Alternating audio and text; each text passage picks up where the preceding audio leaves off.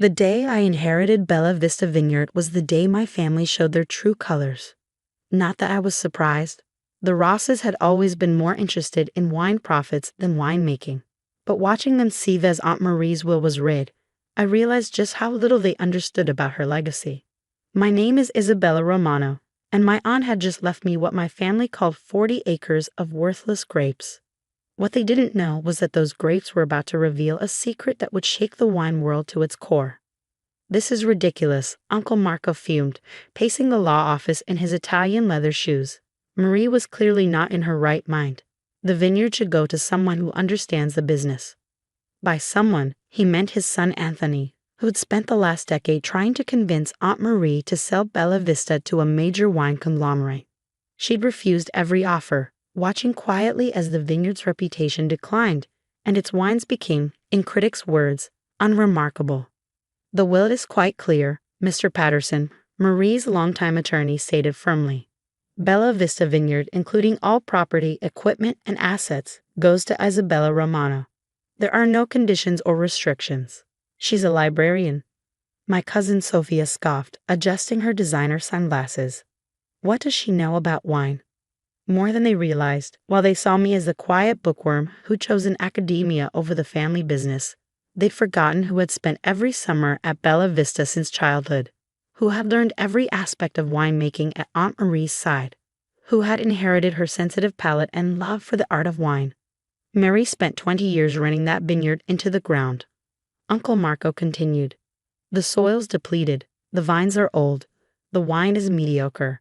Take our offer, Isabella. We'll give you fair market value, and you can go back to your books." I thought about the last conversation I'd had with Aunt Marie just a week before she passed. She'd been sitting in her study at Bella Vista, surrounded by old wine journals and vintage bottles. "Patience, my dear," she'd said, her eyes twinkling with that familiar mischief. "The truth, like the finest wine, reveals itself to those who know how to wait." "I'm keeping the vineyard," I said firmly, gathering the deed and other documents from Mr. Patterson. "You're making a mistake," Anthony warned. "That place hasn't produced anything worth drinking in 20 years. If only they knew." The drive to Bella Vista took 40 minutes, winding through the Sonoma Valley. The late afternoon sun gilded the rows of grapevines that generations of my family had tended.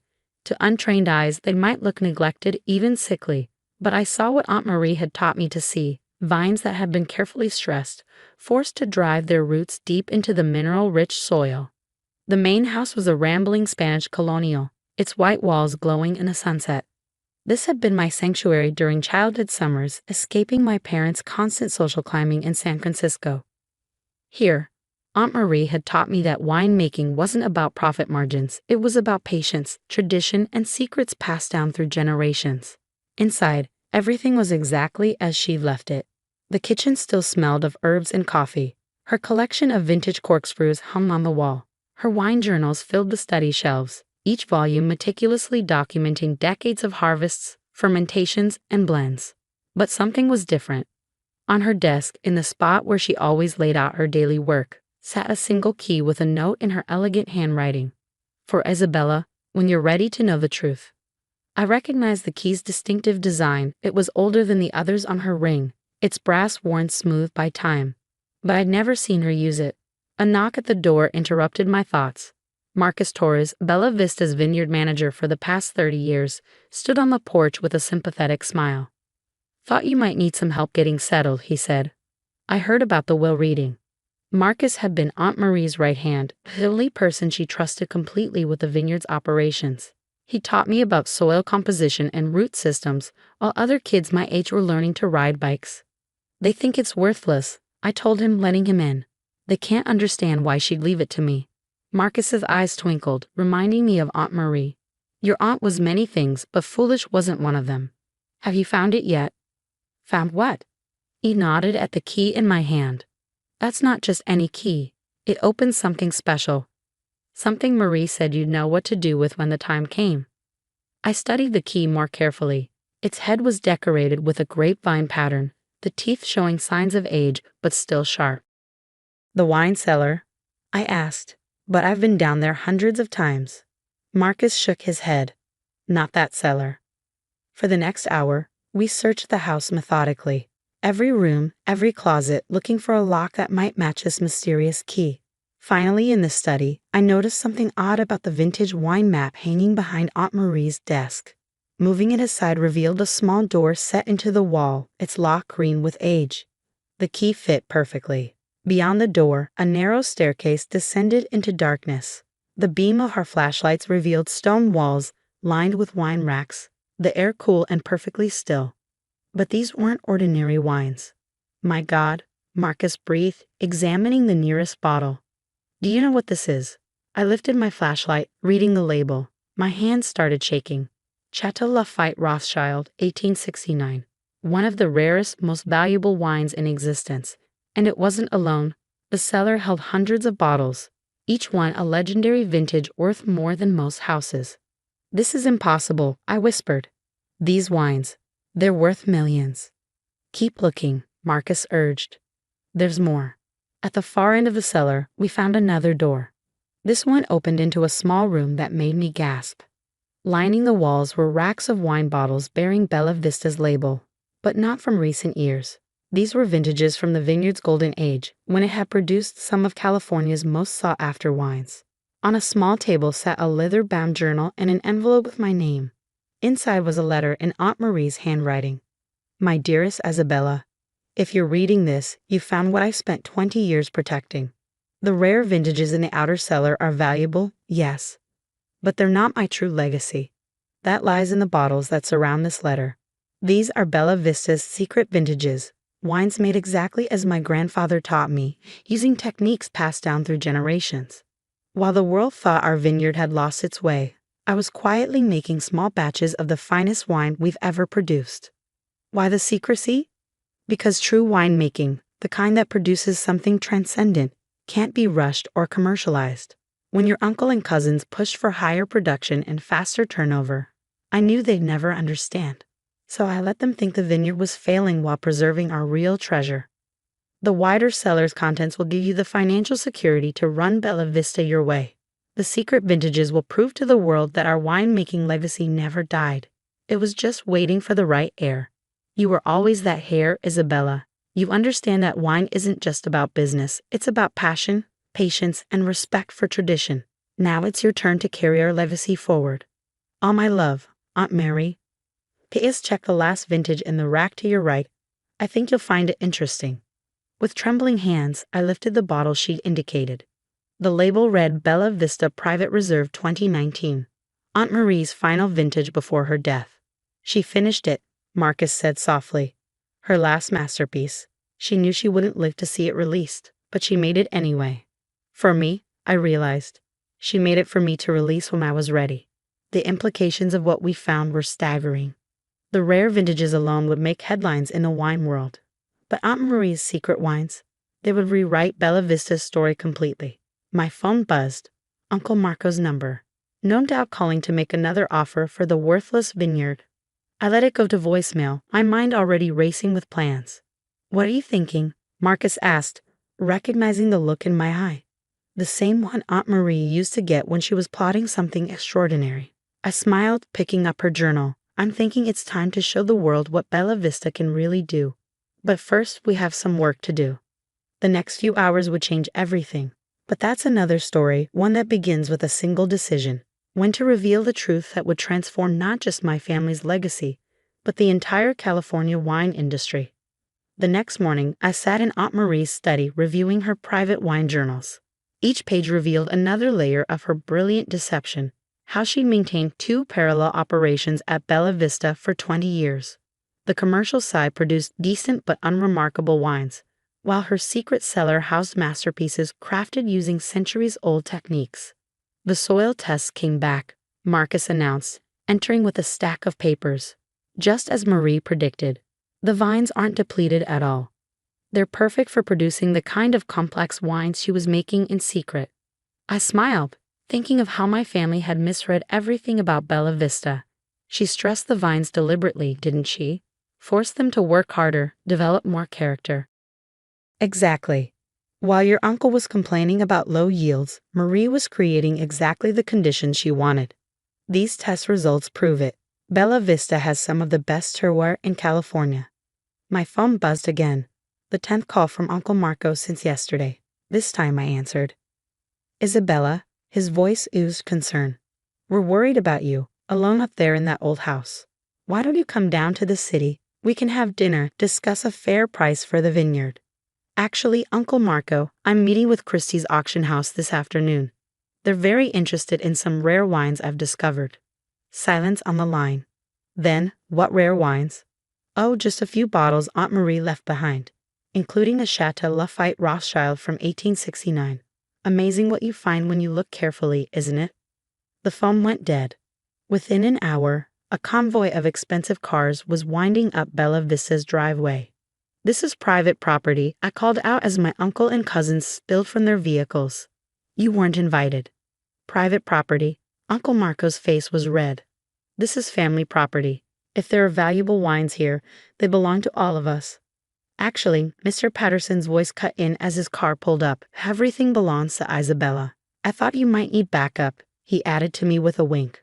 What followed was the most satisfying hour of my life. We led them to the hidden cellar, watching their expressions change from skepticism to shock to naked greed as they realized what Aunt Marie had concealed. These wines, Anthony's voice shook. They're worth millions, I finished. And that's just the investment cellar. Would you like to see what else Aunt Marie left me? The secret room with Bella Vista's private vintages hit them even harder. Sophia actually gasped when she read the testing notes that proved these wines could rival the world's best. All this time, Uncle Marco whispered, while we thought she was failing. She was perfecting her craft, I said. Away from your constant pressure to sell out, to maximize profits at the expense of quality. She created masterpieces while you were counting dollars. We can still fix this, he rallied. As a family, we'll form a new company, market these wines properly. No, I cut him off. Aunt Marie left Bella Vista to me because she knew I'd understand what she was trying to preserve. This isn't about money, it's about legacy. You can't just shut us out. Anthony protested. We're family. Family? I laughed. Yesterday you called this place worthless. Called me incompetent. Now suddenly you want to be partners. Mr. Patterson cleared his throat. I have some additional documents you should see. Marie left very specific instructions about how these wines should be handled. The plan Aunt Marie had laid out was brilliant. The rare vintages in the investment cellar would be auctioned through Christie's, creating a multi-million-dollar endowment to support Bella Vista's true mission. Her private vintages would be released slowly, re-establishing the vineyard's reputation for excellence. More importantly, she documented everything, every technique, every secret that made her wines exceptional. Knowledge meant to be passed down, not sold to the highest bidder. The next few months transformed everything. The auction of the rare wines made international headlines.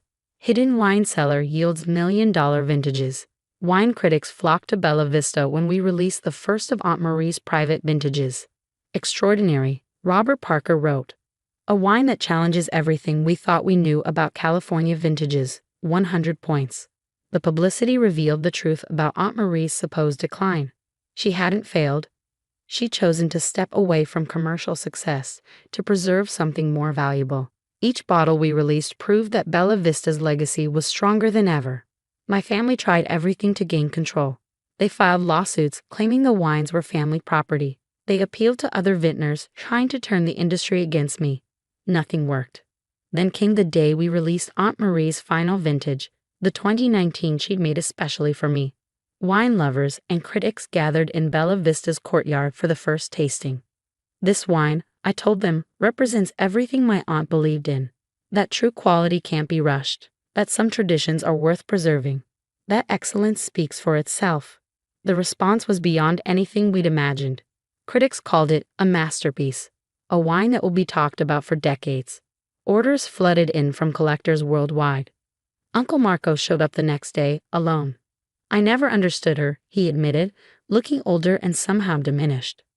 I saw the declining sales, the lower production, and thought she was failing. I never realized she was choosing a different path. She tried to tell you, I said. All those times you pushed her to sell, to modernize, to focus on profits. She was trying to show you that some things are worth more than money. And now? What will you do with her legacy? I led him to the vineyard, where new vines were being planted using Aunt Marie's methods. I'm going to honor it. Keep Bella Vista small, focus on quality over quantity. Make wines that matter. You sound just like her, he said softly. Thank you. Bella Vista flourished over the next year, but not in the way my family had always pushed for. We produced limited quantities of exceptional wines, focusing on quality and tradition. The waiting list for our bottles grew longer with each release. Sophia eventually came to work at the Vineyard, surprised to find she had a talent for understanding wine once she stopped focusing on status and profits. Anthony opened a wine bar in San Francisco, proudly featuring Bella Vista's vintages. Last week, a young winemaker asked my advice after a tasting. Everyone says I need to expand production, focus on commercial success, she said. But I want to make wines that mean something. I showed her Aunt Marie's original wine journals, still kept in her study. Success isn't always measured in cases sold, I told her. Sometimes it's about having the courage to take the harder path, to preserve something valuable even when others don't understand. Marcus joined us, carrying a special bottle. One of the few remaining from Aunt Marie's private collection. Want to know the real secret? He asked, decanting the wine with practiced care. It's not about the wine at all. It's about understanding that some legacies are meant to be preserved, not exploited. The wine was perfect, of course. But more than that, it was a reminder of what Aunt Marie had really left me, not just valuable bottles or secret techniques, but the understanding that true worth isn't always visible on the surface. The vineyard continues to thrive, producing wines that honor both tradition and innovation. Uncle Marcos still visits occasionally, finally learning to appreciate wine for its own sake rather than its profit potential. And me? I've learned that some inheritances are about more than property or possessions. They're about preserving something precious, about having the patience to let quality speak for itself. In Aunt Marie's study, her last note to me is framed on the wall. The finest wines, like the truest legacies, reveal themselves to those who know how to wait. As I write this from the study that was once hers, overlooking vines that grow stronger each year, I think about how different things might have been if she'd given in to pressure, chosen profit over principle. The cellar's secret door remains, though it's not so secret anymore. But its lesson lives on. Sometimes the most valuable things are hidden from those too busy counting profits to understand true worth. After all, the finest vintages, like the best revenge, are best served with patience, clarity, and the quiet confidence that quality will always find its audience.